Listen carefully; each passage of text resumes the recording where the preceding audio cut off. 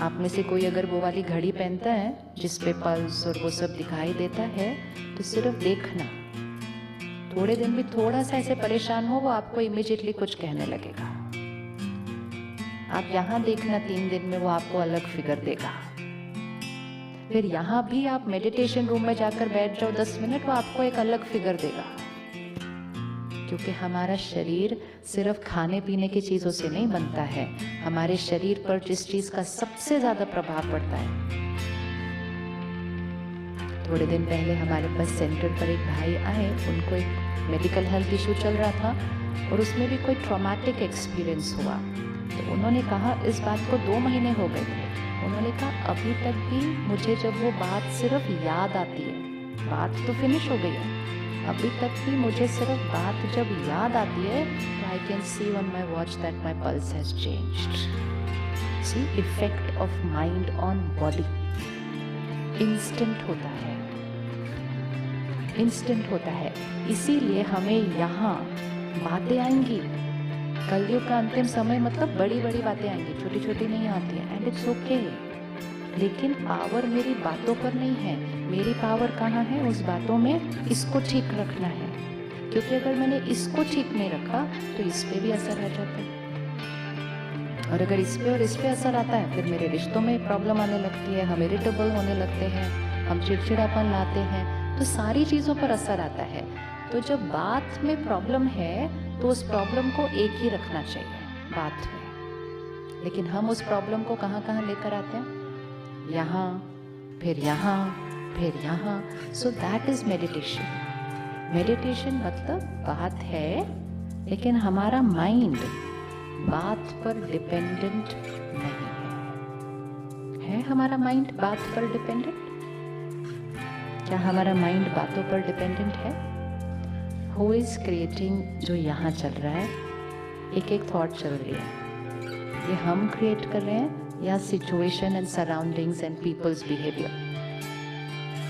चलो, कौन किस किस को लगता है हम क्रिएट कर रहे हैं, मतलब द माइंड इज क्रिएट, और किसको लग रहा है सिचुएशंस हमारी थॉट्स क्रिएट करते हैं, और किसको लगता है दोनों रिस्पॉन्सिबल है? ये कैसे एक्स्ट्रा हाथ कैसे आ गए सडनली? क्योंकि ये ईजियर ऑप्शन है। हाँ, थोड़ा सा मैं, थोड़ा सा सिचुएशन, राइट? अभी इसको चेक कर लेते हैं, क्योंकि ये हमारी फंडामेंटल इक्वेशन ऑफ लाइफ है, ये हर सीन में यूज़ होने वाली इक्वेशन है।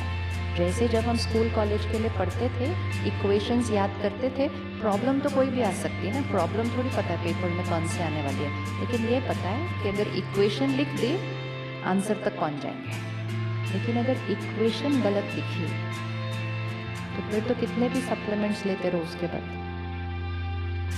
हम घर आके बोलते थे मेरा पेपर बहुत अच्छा हुआ क्योंकि आज मैंने 2 एक्स्ट्रा सप्लीमेंट भी लिए उसके बाद, और नंबर तो उसने जितने आए नहीं किसी भी एंगल से, क्योंकि मेरा फर्स्ट इक्वेशन ही रॉन्ग था। तो हम जिस इक्वेशन से आज जीवन जी रहे हैं, हमारी वोकैबुलरी क्या कहती है? I am angry because of, उंगली कहाँ जाती है?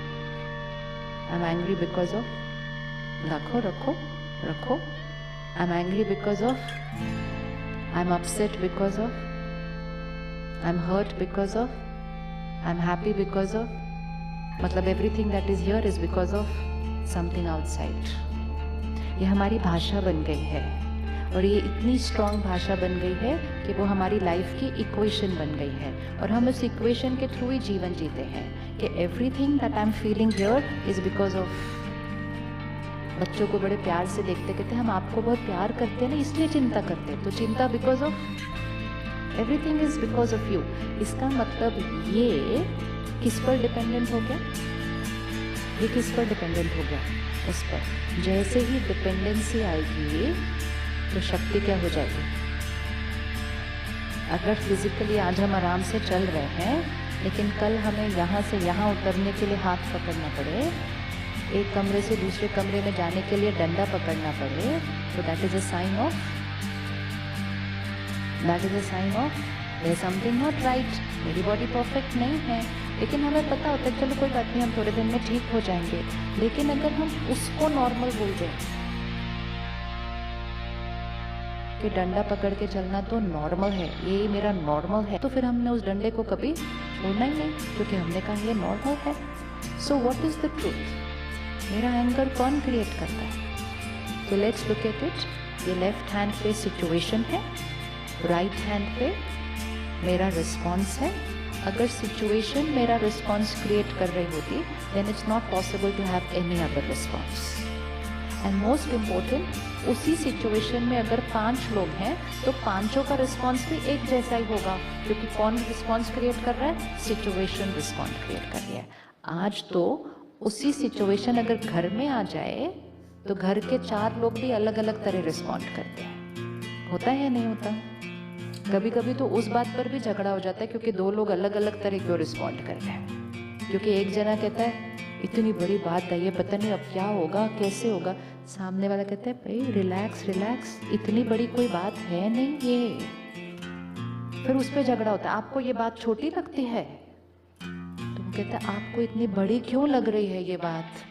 क्योंकि हमें समझ में नहीं आता कि बात तो वही है, किसी को वो बड़ी और किसी को वो छोटी, और किसी को तो वो कोई बात ही नहीं लग रही है कि भाई ठीक है ना, क्रॉस हो जाएगी। तो बात का साइज कौन डिसाइड करता है? Who's deciding? सिचुएशन का साइज कौन डिसाइड करता है? कौन डिसाइड कर रहा है? हम। बेस्ड ऑन किसको वो बात बड़ी लगेगी, किसी को वो बात छोटी लगेगी?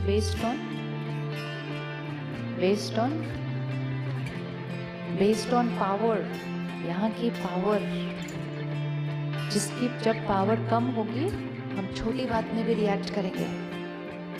किसी और के साथ भी पावर नहीं कंपेयर करो, अपने साथ ही अपनी पावर कंपेयर करो। एक दिन आप ऑफिस में गए, उस दिन आपका माइंड बड़ा हैप्पी माइंड है, और उस दिन कोई सिचुएशन आई तो आप उस सिचुएशन को कैसे क्रॉस करेंगे? हाँ ठीक है कोई बात नहीं, हो जाएगा, मैं बहुत खुश हूँ आज। और जिस दिन हम घर से ही थोड़ा डिस्टर्ब निकले, उस दिन तो टेबल पे एक दाग भी अगर दिख गया तो 4 डांट पड़ेगी सामने वाले को। तो मेरा रिएक्शन किस पर डिपेंडेंट है? सिचुएशन पर या मुझ पर? सिचुएशन पर या मुझ पर? इसको कहा जाता है आत्मनिर्भर, सेल्फ रिलायंट। मैं किस पर निर्भर हूं? आत्मा सिर्फ यहाँ। तो आज सबसे पहली equation, Who is the creator of my thoughts and feelings? I। ये सच तो पता है, लेकिन आज से भाषा चेंज। ये नहीं बोलना है उसकी वजह से, उस बात की वजह से, नहीं। बात है, लेकिन यहाँ क्या क्रिएट करना है वो किसकी चॉइस है? वो मेरी चॉइस है। तो मेरा एंगर किसने क्रिएट किया? मेरा एंगर किसने क्रिएट किया? उंगली रखो उस पर। मेरा एंगर किसने क्रिएट किया? I। मेरी चिंता किसने क्रिएट की? I। हर्ट किसने किया मुझे? हर्ट भी I ने किया, उन्होंने नहीं किया।